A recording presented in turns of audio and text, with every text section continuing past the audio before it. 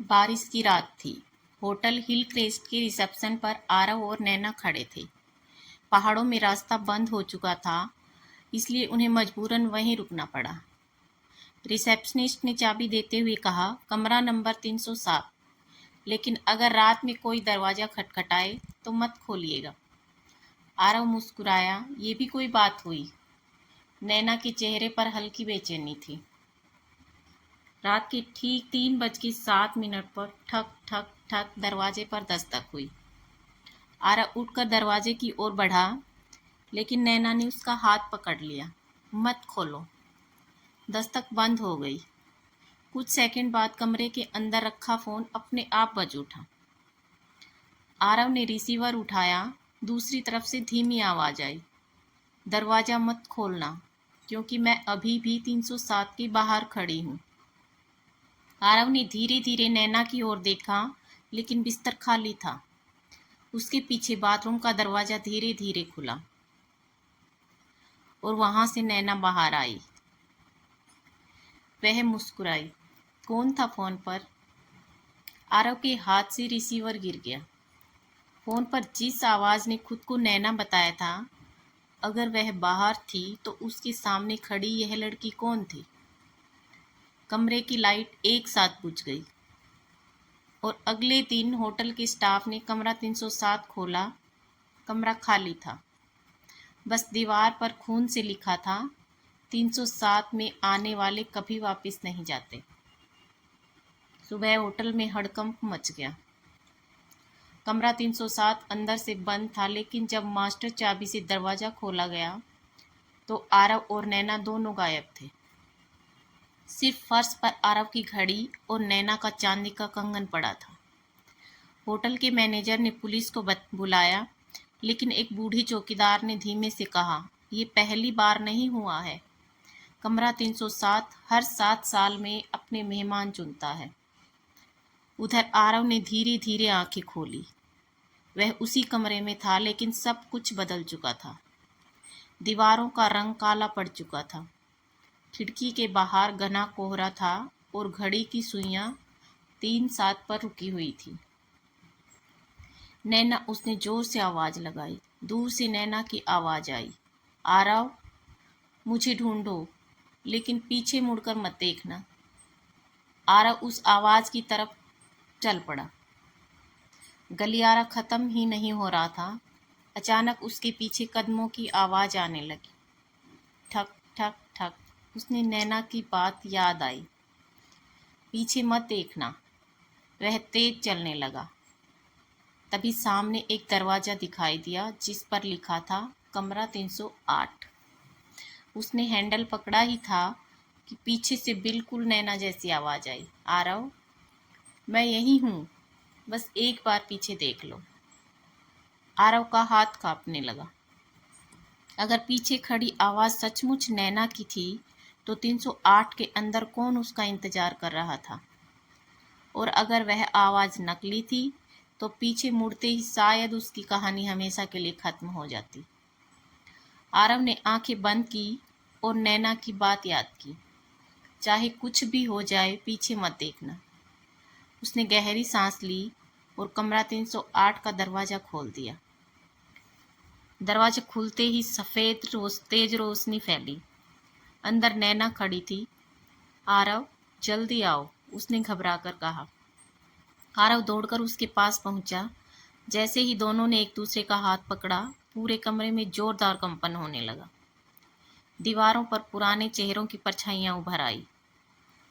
वे सब एक ही बात दोहरा रहे थे, कोई भी यहाँ से खाली हाथ नहीं जाता। एक जान के बदले एक जान। कमरे के बीचों बीच एक पुरानी डायरी रखी थी। नैना ने उसे खोला। पहले ही पन्ने पर लिखा था, जिसने भी कमरा 307 का दरवाज़ा खोला, वह उस होटल का हिस्सा बन गया। बचने का सिर्फ एक ही रास्ता है, सच का सामना करो। अचानक डायरी का आखिरी पन्ना अपने आप पलटा। उस पर आरव और नैना की तस्वीर बनी हुई थी, लेकिन तस्वीर में दोनों की आंखें पूरी तरह काली थी। तभी कमरे की लाइट बुझ गई। अंधेरे में किसी ने फुसफुसाकर कहा, अब तुम दोनों मेहमान नहीं रहे, अब तुम कमरा 307 के रखवाले हो। दोनों के पैरों के नीचे जमीन खिसक गई। जब उनकी आंखें खुली तो वे उसी होटल के रिसेप्शन पर खड़े थे। रिसेप्शनिस्ट ने मुस्कुराकर 2 नई चाबियां उनकी ओर बढ़ाई। उन पर लिखा था 307 और बाहर दरवाजे से एक नया जोड़ा होटल के अंदर दाखिल हो रहा था। नया जोड़ा रिसेप्शन पर पहुंचा। लड़के ने मुस्कुराकर पूछा, एक कमरा चाहिए। रिसेप्शनिस्ट ने बिना कुछ कहे चाबी आगे बढ़ा दी। Room number 307। आरव और नैना सब कुछ देख रहे थे, लेकिन उनकी आवाज़ किसी तक पहुंच नहीं रही थी।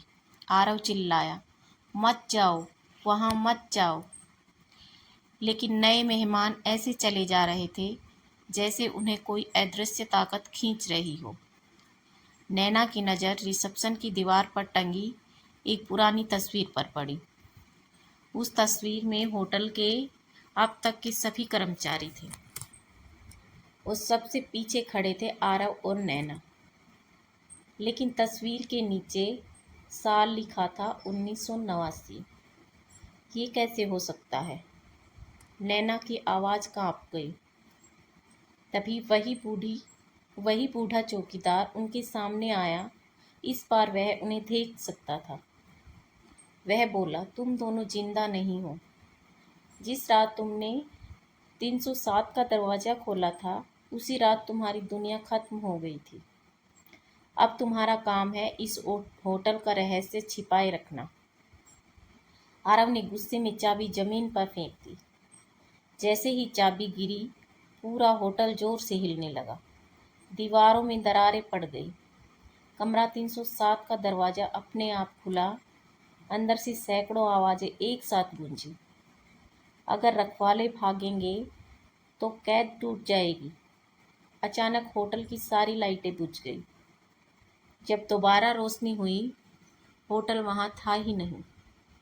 उसकी जगह सिर्फ एक वीरान मैदान था। लेकिन हर साल बारिश की एक रात उसी मैदान में एक पुराना होटल दिखाई देता है और उसके तीसरे फ्लोर पर रूम 307 की खिड़की में आज भी 2 परछाइयाँ खड़ी नजर आती हैं। बरसों बाद कबीर उस वीरान मैदान में पहुंचा। लोगों का कहना था कि बारिश की रात वहां एक होटल दिखाई देता है जो सूरज निकलते ही गायब हो जाता है। रात के ठीक बजे 3:07 पर कोहरे के बीच वही पुराना होटल उभर आया। कबीर ने कमरा चालू किया और अंदर कदम रखा। रिसेप्शन खाली था, लेकिन काउंटर पर एक रजिस्टर खुला पड़ा था।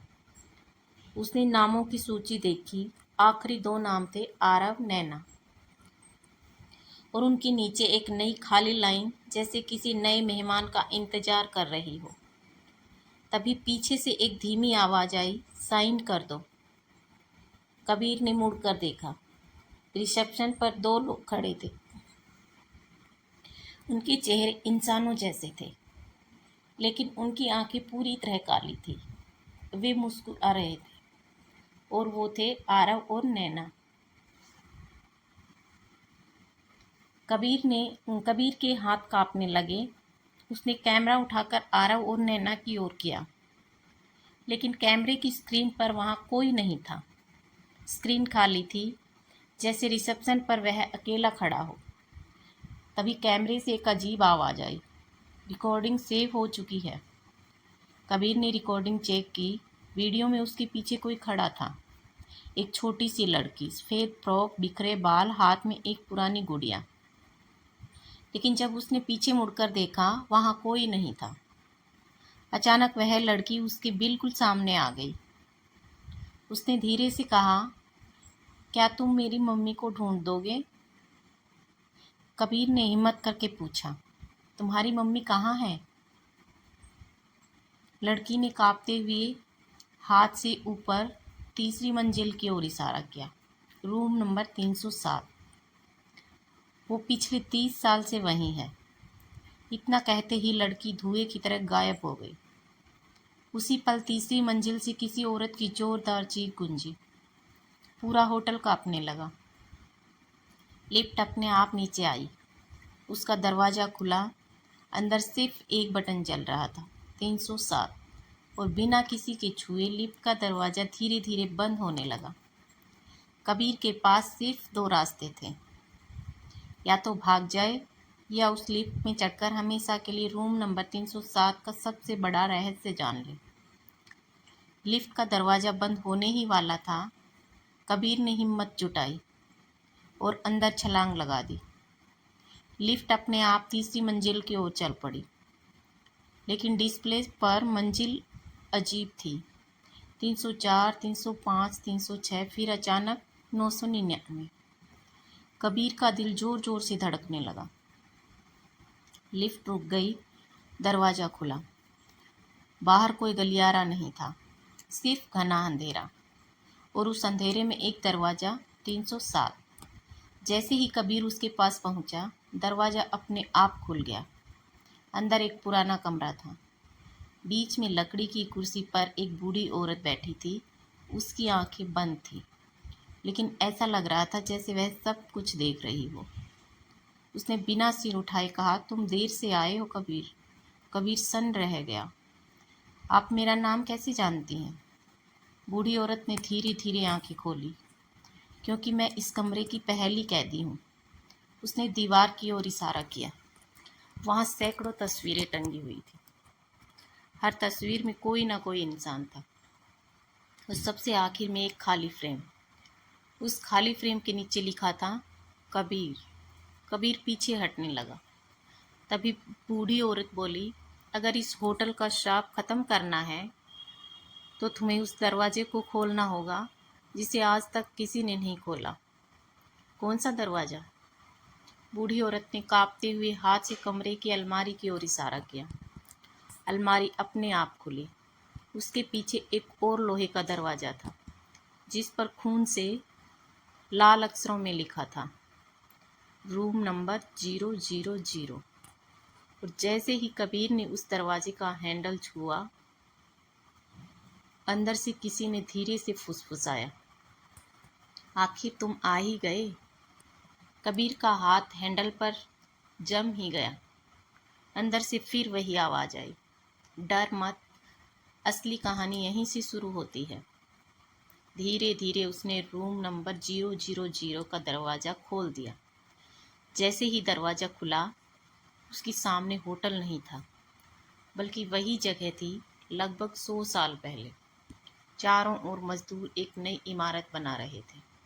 एक आदमी सबको आदेश दे रहा था। उसका नाम था विराज मल्होत्रा, इस होटल का मालिक। तभी एक बूढ़ा साधु वहां पहुंचा और बोला, यह जमीन शापित है, यहाँ होटल मत बन। विराज हंस पड़ा। मैं अंधविश्वास पर विश्वास नहीं करता। साधु ने आखिरी बार चेतावनी दी। अगर इस जमीन पर दीवार खड़ी हुई तो हर ईंट एक आत्मा की भूखी रहेगी। लेकिन विराज ने उसकी बात नहीं मानी। काम चलता रहा। तीसरी मंजिल बनाते समय अचानक एक मजदूर मचान से गिर गया। फिर दूसरा, फिर तीसरा। कुछ ही दिनों में कई रहस्यमयी मौतें हो गई। डर के बावजूद होटल बनकर तैयार हो गया। उद्घाटन की रात विराज ने सबसे पहले जिस कमरे की चाबी घुमाई, उस पर लिखा था 307। उसी पल पूरी इमारत में तेज चीख गूंज उठी। सारी लाइटें बुझ गई और दीवारों से काले धुएं जैसी परछाइयां निकलने लगी। तभी कबीर के कंधे पर किसी ने हाथ रखा। वह घबराकर पीछे मुड़ा। उसके सामने वही बूढ़ी औरत खड़ी थी, लेकिन अब वह जवान थी। उसने कांपती आवाज में कहा, मैं विराज की बेटी हूँ, और उस रात मैंने अपने ही पिता को रूम नंबर 307 के अंदर गायब होते देखा था। उसी क्षण पूरा दृश्य टूटने लगा। कबीर को लगा जैसे कोई अदृश्य शक्ति उसे वापस खींच रही हो, और दूर से एक आवाज गूंजी, सच्चाई जान ली, अब फैसला तुम्हारा है। कबीर ने अपनी मुट्ठी भींच ली। अगर इस श्राप को खत्म करना है तो मैं पीछे नहीं हटूंगा। अचानक उसके सामने फिर वही बूढ़ी औरत आ गई। उसने कबीर को एक पुरानी पीतल की चाबी दी। चाबी पर सिर्फ एक शब्द खुदा था, सत्य। यह चाबी, बूढ़ी औरत बोली, उस ताले को खोल सकती है जिसे डर ने 100 साल से बंद कर रखा है। लेकिन याद रखना, ताला खुलते ही तुम्हें अपने सबसे बड़े डर का सामना करना होगा। कबीर ने चाबी लेकर रूम 000 के बीचों बीच रखे लोहे के संदूक में लगा ताला खोला। ढक्कन अपने आप खुल गया। अंदर कोई खजाना नहीं था, सिर्फ एक पुरानी डायरी। पहले पन्ने पर विराज मल्होत्रा की लिखावट थी। मैंने लालच में उस साधु की चेतावनी अनसुनी कर दी। इस जमीन के नीचे एक प्राचीन मंदिर था, उसे तोड़कर होटल बनाया गया। उसी दिन से यह जगह जाग उठी। कबीर ने आखिरी पन्ना पलटा। उस पर लिखा था, जिस दिन कोई बिना लालच, बिना डर और बिना नफरत के इस सच को स्वीकार करेगा, उसी दिन श्राप टूट जाएगा। जैसे ही उसने डायरी बंद की, पूरा कमरा जोर से कांपने लगा। दीवारों में दरार पड़ गई। ऊपर से आरव और नैना की आवाज़ आई, कबीर जल्दी करो। वह दौड़ता हुआ वापस रूम नंबर 307 पहुंचा। इस बार आरव और नैना उसके सामने खड़े थे, लेकिन उसकी आंखों में पहली बार डर नहीं, उम्मीद थी। आरव ने कहा, हमारा समय खत्म हो रहा है। अगर तुमने अभी फैसला नहीं लिया तो अगली बारिश में फिर नए लोग यहाँ फंस जाएंगे। कबीर ने गहरी सांस ली और रूम 307 की चाबी दरवाजे के ताले में घुमा दी। क्लिक, दरवाज़ा खुला। सिर्फ अंदर तेज रोशनी थी और रोशनी से एक शांत गूंजती हुई आवाज़ आई, क्या तुम सच में सबको आज़ाद कराना चाहते हो? कबीर ने बिना झिझके जवाब दिया, हाँ। उसी पल पूरी इमारत रोशनी से भर उठी और ऐसा लगा जैसे 100 साल से कैद अनगिनत आत्माएं एक साथ मुस्कुरा उठी हों। कबीर के हाँ कहते ही सफ़ेद रोशनी पूरी होटल में फैल गई। एक एक करके दीवारों की दरारें भरने लगी। सालों से सुनाई देने वाली चीखें धीरे धीरे खामोशी में बदल गई। आरव और नैना के शरीर से काला धुआं निकलने लगा। पहली बार उनके चेहरों पर सुकून था। नैना मुस्कुराई, धन्यवाद, अब हम आज़ाद हैं। आरव ने कबीर के कंधे पर हाथ रखा, याद रखना, हर श्राप डर से नहीं, कभी कभी इंसान के लालच से जन्म लेता है। इतना कहते ही दोनों रोशनी में विलीन हो गए। उसी पल पूरा होटल जोर से हिलने लगा। छत टूटने लगी। कमरा 307 की दीवारों पर लिखे सारे शब्द मिट गए। कबीर भागता हुआ बाहर निकला। जैसे ही उसने होटल का मुख्य दरवाज़ा पार किया, पीछे मुड़कर देखा, वहाँ कोई होटल नहीं था। सिर्फ एक शांत खाली मैदान जिस पर सूरज की पहली किरण पड़ रही थी। कुछ दिनों बाद सरकार ने उस जगह की खुदाई करवाई। जमीन के नीचे सचमुच एक प्राचीन मंदिर के अवशेष मिले। उसे फिर से सम्मान के साथ संरक्षित किया गया। लोगों ने कहना शुरू कर दिया कि अब उस मैदान में कभी कोई अजीब घटना नहीं होगी। लेकिन कहानी यहीं ख़त्म नहीं हुई। 1 साल बाद कबीर अपने स्टूडियो में बैठा रूम 307 पर बनाई गई डॉक्यूमेंट्री एडिट कर रहा था। वीडियो के आखिरी फ्रेम में उसे कुछ दिखा, एक धुंधली परछाई कैमरे की ओर मुड़कर देखकर मुस्कुरा रही थी। वह आरव नहीं था, वह नैना भी नहीं थी, वह कोई तीसरा था। वीडियो अचानक अपने आप बंद हो गया।